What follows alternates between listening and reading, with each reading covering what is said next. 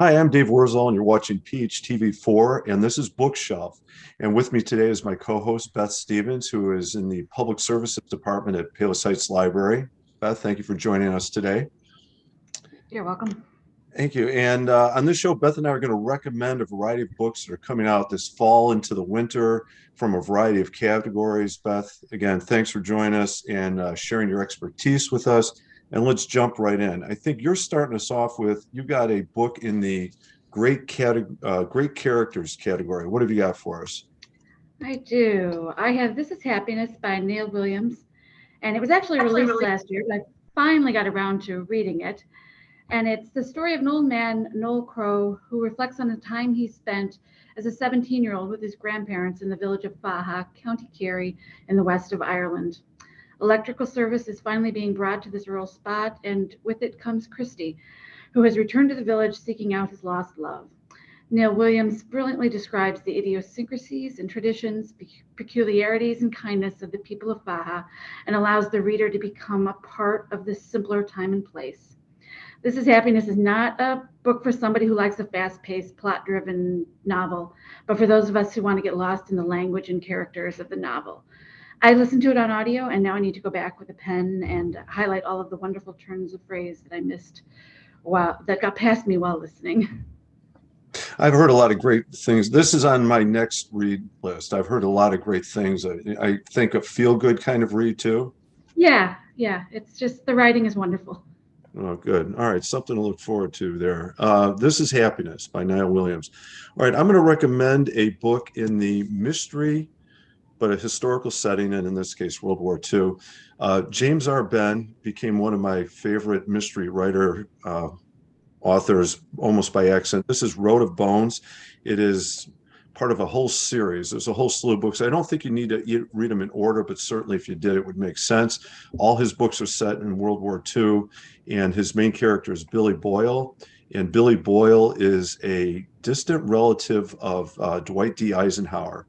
The series begins with Billy Boyle being sent to the war, hopefully to work for his uncle, who's in London at the time, but ultimately will become, the commander. And it's a great series. And, Billy Boyle basically works for his uncle, Eisenhower, as a kind of detective who there's a war going on, but that doesn't mean the crime stop. And so Billy Boyle is kind of called into these situations. They're all the books are set in real historical settings with real events. This one is set in Paris, I believe in 1944. And it involves some bombing taking place. The Allies are bombing Germany, and he's ultimately sent to an air base in the Ukraine. Tensions are high between the U.S. and the Soviet Union, especially when a U.S. soldier agent and a Soviet agent, I believe, are found dead, and he's there to investigate. They're good. They're fast reads. I think they're easy, and they're very interesting. Again, good characters here. So that's my recommendation, a mystery, but with a historical setting, World War II. All right, Beth, you're going to take us to the next category. This one you've labeled as lesser known, under the radar. Yeah, this is a fairly new author. This is the second book by Yoon Young, and it was just released this month. It tells the story of Eleanor Hansen, who's a former model turned journalist, who returns to her native North Dakota to write about the Bakken oil boom. Eleanor's of mixed race, Korean and white, and grew up near Bakken. She now barely recognizes the place, which has been swamped with people seeking their fortunes in the booming oil fields. Eleanor feels unbalanced by these changes, and the sensation is stronger as she interviews locals and newcomers, revealing tensions complicated by race, gender, and class, all of which bring back the difficulties she felt growing up as a mixed-race girl in North Dakota. Eleanor must reckon with her past and understand the present, and to find her place as an Asian American woman in a divided country. It's a beautifully written exploration of the current issues tearing us apart in this country to some degree. Good. And I'd like the heads up to kind of an under the radar book, a really good book somebody may have missed, and here's an opportunity to find it. Good, thank you. All right, I'm going to take a book, and I could not come up with a title for this thing. I just started this book. I just got it, and I'm calling it Spiritual Guidance to Face Modern Crises. And I might have borrowed that from his book jacket. I don't remember, or somewhere. I liked it. It's a good description. Zen and the Art of Saving the Planet by Tic Not Han, who has been a spiritual guide for a long, long time now, and he's written several books. I've read a few of them, not all of them, and he's good. He's very good, and I certainly recommend any of his books. This one is especially timely because he's writing about as a global spiritual leader, but he's also a poet and a peace activist. Um, he's writing about the way the world is now. In this case, especially, with the environment and the way we're living on the planet, and how we can face, the problems we have and what it would take to solve them. And I recommend what I've read in this book so far. I really like it. I like him as an author. I think this is a little bit like You're Under the Radar, very famous author, but maybe not a quick book for people to pick up. Very good book, though, so far. You're going to take us next into the current event category. Yes, I am. This is another one that gives you a lot to think about. In 2012, Julie Keith, an Oregon mother, opened up a package of cheap foam headstone Halloween decorations and discovered an SOS letter written in broken English and Chinese requesting that the letter be sent to human rights organizations. The author of the letter, Sun Yi, was a political prisoner in China being re-educated by the Chinese Communist Party and forced to work more than 15 hours a week. A day a week, that'd be nice. Investigative journalist Amelia Pang shares Sun Yi's story and the stories of many more prisoners, opening a window into the terrible human cost of all of our cut rate goods that we use every day without giving a thought to where they come from and why they're so inexpensive. For me, it was a real wake-up call to make me stop and think about what I'm buying and to be more deliberate about my purchases. No, and that's a really good point. Something that we don't know, and maybe in a lot of cases, would rather not face. And when you do, yeah, maybe I need to rethink what I'm buying or where it's made or, at what cost I'm getting this product. Good. Made in China. Okay. I'm going to recommend a book. This book is actually a few years old, but I really liked it. And in case you read it already, but even if you read it, how about try the audio version? Last Bus to Wisdom by Ivan Doig. I thought I did the audio version and I liked it so much. I'm going to go out and get the hardback copy, paperback now. The reader for this is great. It's a great story. It's kind of a fun read also. And I don't want to spoil too much, but the little teaser I give you, it follows the adventure, and maybe adventure is not even the best word, but the main character is a young boy named Donald Cameron. He's 11 years old. It's Montana, 1951. He's living on a ranch with his grandmother who has to have some surgery done. And while she's going to get that surgery, she's sending him to go stay with a aunt in Wisconsin. And the book is about his journey there. So 1951, he's taking, the bus cross country, and some very interesting things happen along the way. And it's fun. It's just a really good read. And it has a little bit of that Odyssey feel. He makes a journey out and a journey back. And the audio version is great in terms of capturing this boy's character. And it's just a colorful story, colorful characters, and a fun read. So if you read it and you liked it, try the audio. You might really like it. If you didn't read it, grab the audio, grab the book. I think this is one you'll enjoy. All right. So those are books we've read that we're going to recommend. Now let's take a look at some books coming out that might be on our shelves soon. And these are November 2021 books. So I'm new to this series, the Outlander series, but Diana Gabaldon, I'm sure I'm butchering that name. Do you know how to say it, Beth? Gabaldon. Gabaldon, thank you. Go Tell the Bees That I'm Gone is another book in the Outlander series, and this time Jamie and Claire are in in the American Revolution era history. And, the American Revolution, I'm going to give you some background on it, is kind of where they're facing new conflict. So it's 1779. Claire and Jamie are at last reunited with their daughter Brianna and her husband Roger and their children on Fraser's Ridge. Having a family together is a dream the Frasers had thought impossible. Yet, even in the North Carolina background, the effects of war are being felt. Tensions in the colonies are great, and local feelings run hot enough to boil hell's tea kettle. This is Amazon's review here. Jamie knows loyalties among his tenants are split, and he won't be long until the war is on his doorstep. The Revolutionary War creeps ever closer to Fraser's Ridge, and with the family finally together, Jamie and Claire have more at stake than ever before. I read, the one book in the series. I liked it. It's a series I'll revisit. I've seen the TV show. It's very entertaining. It's good. I'm looking forward to taking a look at this book. Yeah, she has a very dedicated following. Yeah, she does. She really does. And actually, she's very helpful to young writers, and she's spent years helping people with their writing, and she's interesting to follow. Good. I didn't know that about her. Okay, good. Her books are very strange, but yeah, she's very open with people and the writing process and all of that. All right, that's good. That's nice. It's nice to hear about authors, especially one of her fame and success. But yeah, I think you're going to take the next two, right? I am. The next one I'm going to talk about is Wish You Were Here by Jody Pakult. That one is coming out on November 30th. And Diana O'Toole is perfectly on track. She'll be married by 30, done having kids by 35, and move out of New York City to the suburbs, all while climbing the professional ladder in the cutthroat art auction world.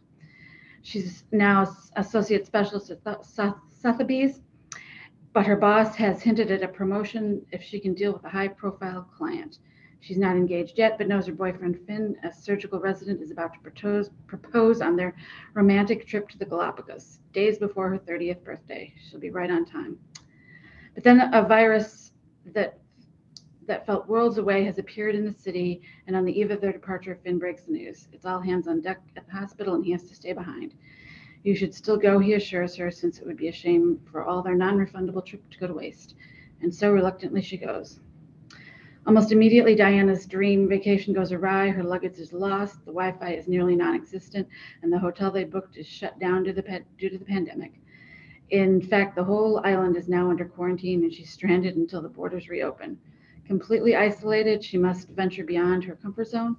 Slowly, she carves out a connection with a local family when a teenager with secrets opens up to Diana, despite her father's suspicions of outsiders. In the Galapagos Islands, where Darwin's theory of evolution by natural selection was formed, Diana finds herself re-examining relationships, her choices, and herself, and wondering if, when she goes home, she too will have evolved into someone completely different.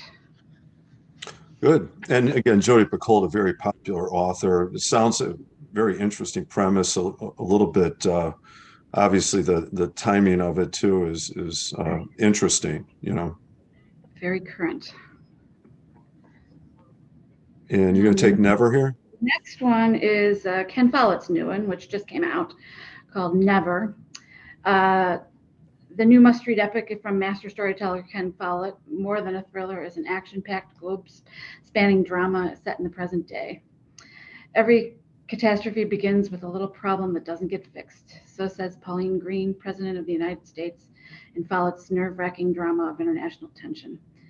A shrinking oasis in the Sahara Desert, a stolen U.S. Army drone, and an uninhabited Chinese island, and one country's secret stash of deadly chemical poisons. All of these play roles in a relentlessly escalating crisis.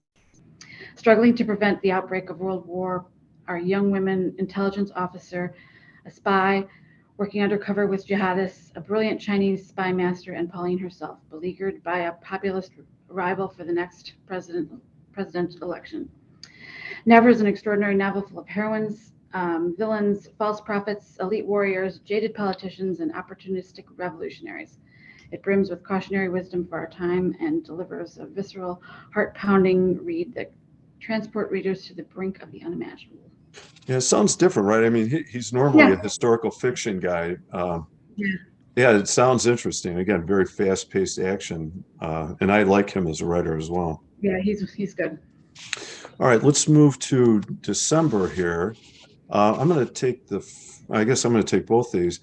So Bernard Cornwell, who is a famous historical fiction author, has got a brand new book out in the Sharp series, which he hasn't revisited in quite a while. He's been spending his time with other series.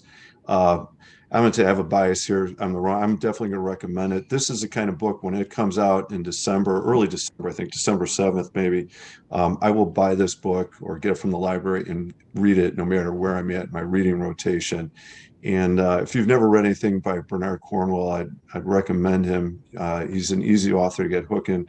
In the case of the Sharp series, this is number 22. And you don't have to read them in order, but it certainly would make sense to. I found a Sharp book. I read one somewhere in the middle. I liked it so much. I went back to one and started working my way forward.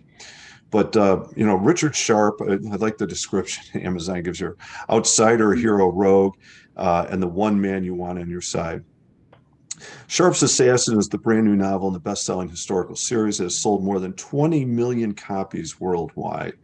Um, maybe that says it, but this series, to give a little bit of background, it is set in Paris in 1815 during the occupation, and I think the first book begins in the late 1700s. You move through the Napoleonic Wars, and they're just great, and it's real history.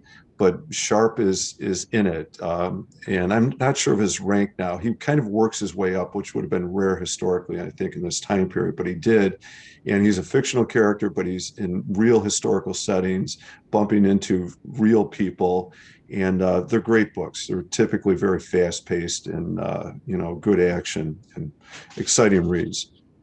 Let's see. The next book coming out in December is Silent Parade by Keigo Higashino. What do you think about that? Did I say it right? Sounds good to Close. me. Yeah, sounds good. So in this book, what you have Detective Galileo, one of his most loved characters, and he returns in this book to a complex and challenging mystery. Several murders decades apart with no solid evidence.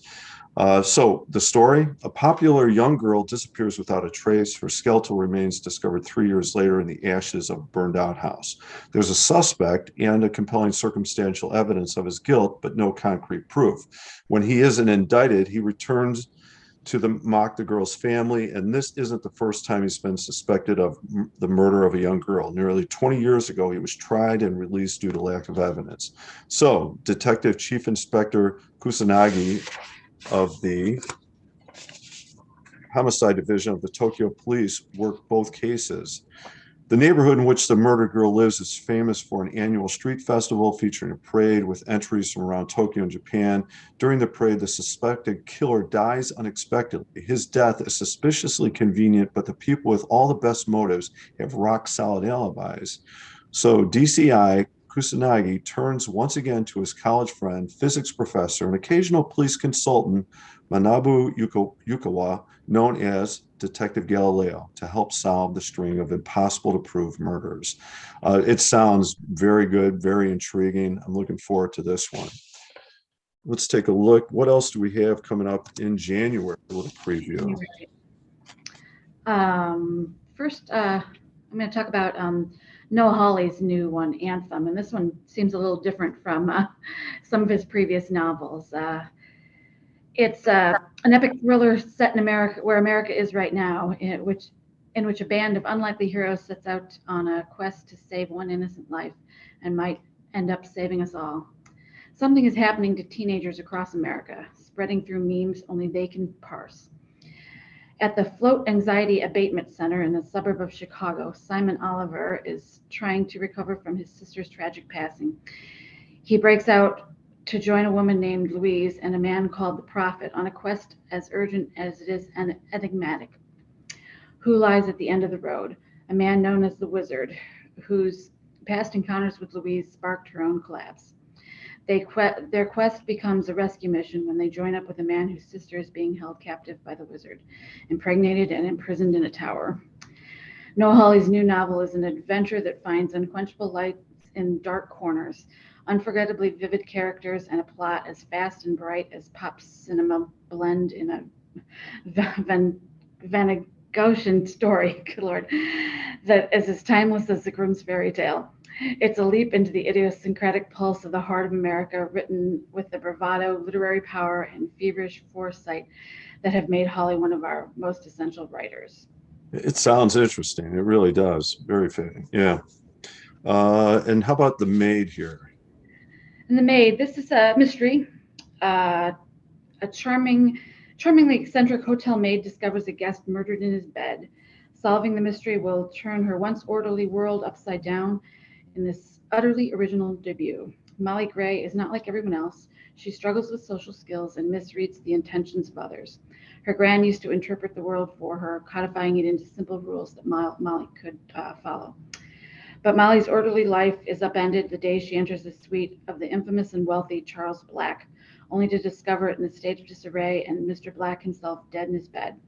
Before she knows what's happening, Molly's unusual demeanor has the police targeting her as their lead suspect. She quickly finds herself caught in a web of deception, one she has no idea how to untangle.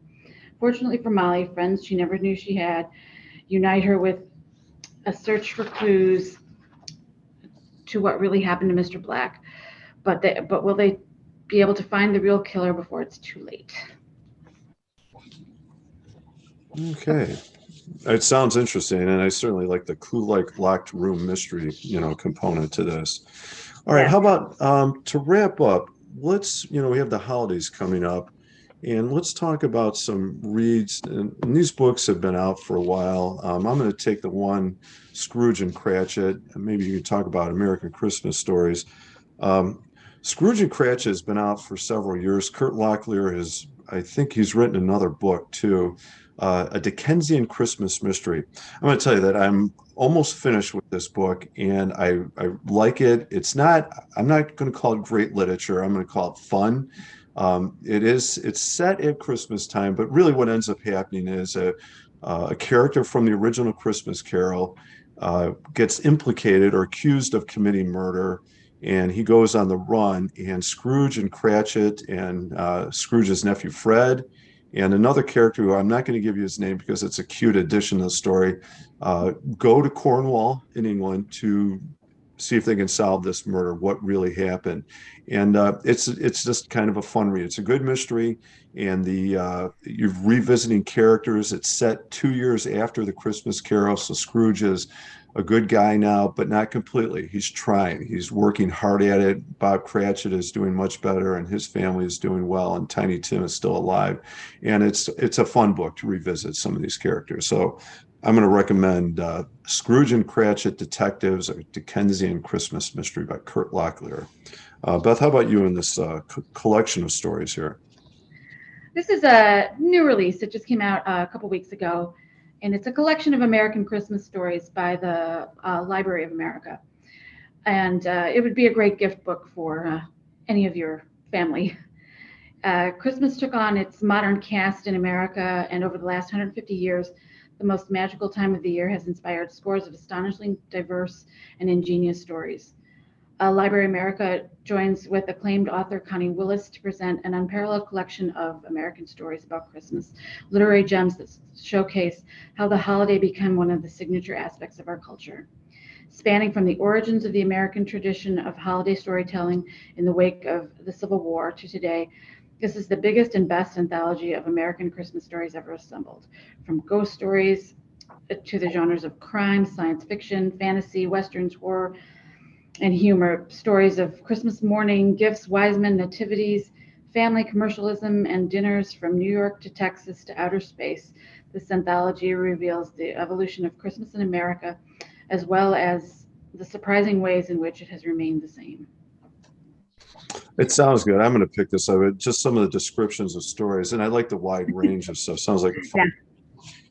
Yeah. And two more holiday books here. Let's take a look at The Man Who Invented Christmas, how Charles Dickens how Charles Dickens' A Christmas Carol rescued his career and revived our holiday spirits by Let's Stand It For It. This book came out in 2011, so it's been around a while. It was turned into a movie in 2017, so I'm going to mention both of them real quick. I thought this is a great book. It's nonfiction, but it was a fun read about Charles Dickens writing Christmas Carol. He needed money. It was a money motivated book, and he ends up creating this incredible story, one of the most popular best-selling books ever written. And it talks about this book's impact on Christmas as a holiday. What was it like before Christmas Carol, and how the book affected the way we celebrate Christmas today. So it's an incredibly interesting read. The movie that came out in 2017 is an incredibly fun movie. It's a feel-good movie. It's my new favorite holiday movie, favorite Christmas movie, and it's just very fun, very entertaining. And in this case, the book, very interesting in the context for this book and its impact on how we celebrate, in this case, specifically Christmas. And then Beth, you're going to talk about Dave Barry, and we know he's a great author, a very fun read. Yes, my pick is actually an even older book than yours. It's, I believe, from 2006, The Shepherd, the Angel, and Walter the Christmas Miracle Dog by Dave Barry.